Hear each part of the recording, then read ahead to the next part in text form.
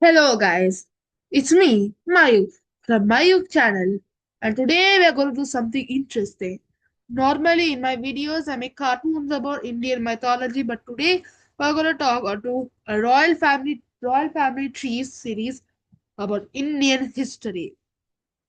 This is the first video and it's about India's second most ancient dynasty, an empire, the Mauryan dynasty. So let us start the story. Before the Mauryan dynasty before India was united like a democracy, India was split into 16 kingdoms.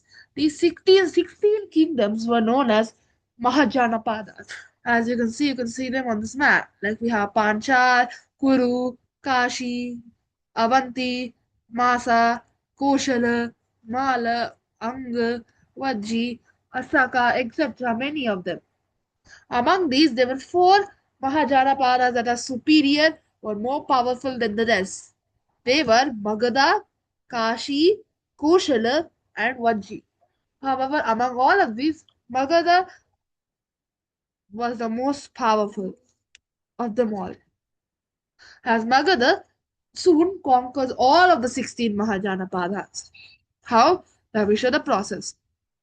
We first had a dynasty called the Haryanka dynasty. The Haryanka dynasty The Haryanka dynasty.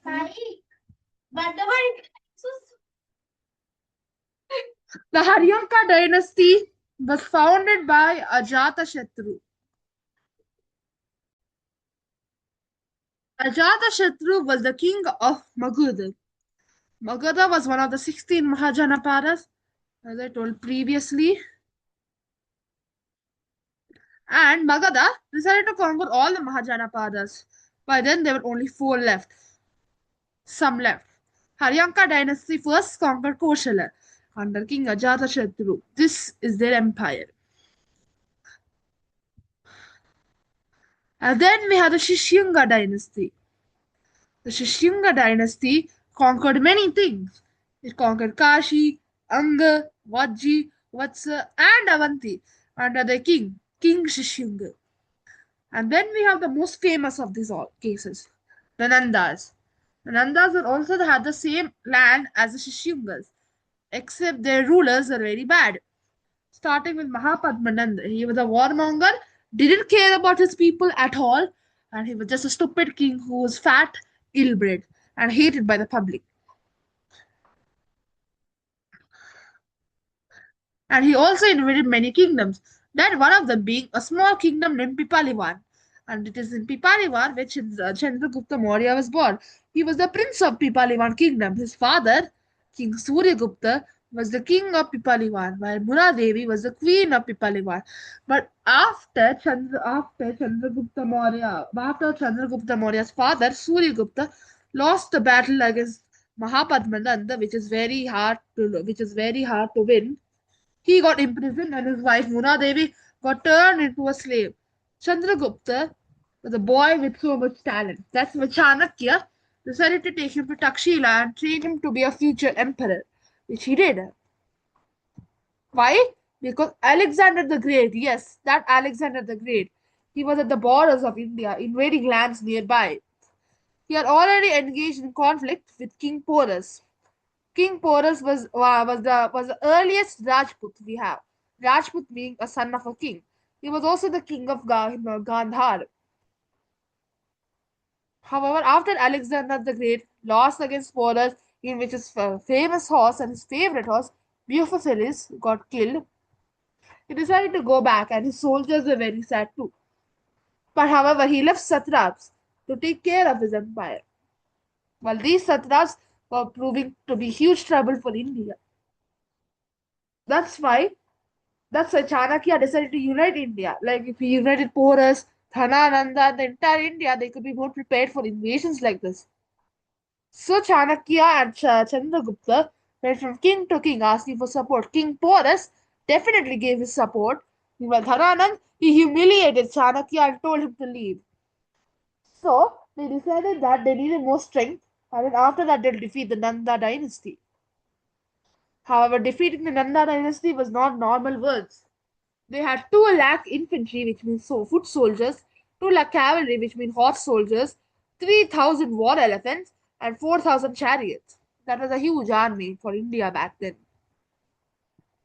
Luckily, Chandragupta Maurya overcome all these challenges and united most of the India. Only South India was left and some other parts, like the river Narmada area. However, he again engaged in conflicts with Greeks as Seleucus took over the satraps' lands. However, Chandragupta Maurya made a peace treaty with Seleucus, marrying his daughter Helena and giving 5,000 war elephants to him. And he told stories about Pataliputra to the Greeks. Chandragupta Maurya greatly expanded the Maurya dynasty. It was not at its peak yet, but it was very good. He still needed to conquer these lands Gujarat, Odisha, Maharashtra, all of those. Meanwhile, Chanakya became Kautilya, aka the Prime Minister, and he wrote the Arthashastra. Then Bindusara became the king. He is known for the story of killing Chanakya. Not killing, sorry, of banishing Chanakya. How? So there was this minister named Subahu. He was jealous about the Prime Minister Chanakya and told Bindusara about a story. In the past, Chanakya would keep small amounts of poison in Chandragupta's food to make him poison resistant. But accidentally one day Chandragupta shared his food with Bindusara's mother and then she died. But Chanakya saved the baby. And then Subahu framed the story as he tried to kill you when you were a baby. Why his father still allowing him? I don't know. And then he banished Chandragupta from Chanakya from the kingdom. And soon the nurses of Bindusara told him the truth, and then he executed Subha. But it was too late.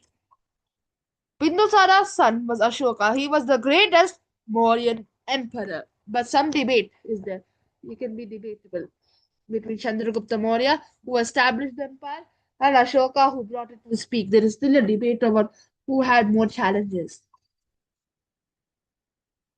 Ashoka brought the empire to its peak, and this is the largest Indian empire and Indian thing in history. It's even bigger than the democracy of India, okay, the Republic of India. Ashoka brought a bloody war in Kalinga, Odisha, and then he became so sad that he turned to Buddhism and decided to rule properly. He made many symbols such as the Ashoka Chakra and the Ashoka pillar. What does this mean? Ashoka Chakra represents a day, the time. Time is a wheel and it has 24 strikes, indicating the 24 hours. He also built stupas, Buddhist temples. The most popular of this is the Sanchi Stupa. The Ashoka pillar has four lions, which represents that he will give justice in all four directions north, south, east, and west. He also greatly expanded Pataliputra, making it into a real city, established Nalnanda University, however, and his children spread Buddhism, Tivala, Kunala, and Sangamitra, and his daughter Sangamitra. And Buddhism reached all these countries China, Thailand, Myanmar, Japan, Cambodia, Vietnam, Sri Lanka, and South Korea. However, there was a succession crisis. After Ashoka died a happy old age, his, his eldest son Tivala didn't have no interest in becoming the king. So Kunal became the king, but he died the same year he became king. So there was a conflict between his two grandchildren, Dasharatha and Sampati.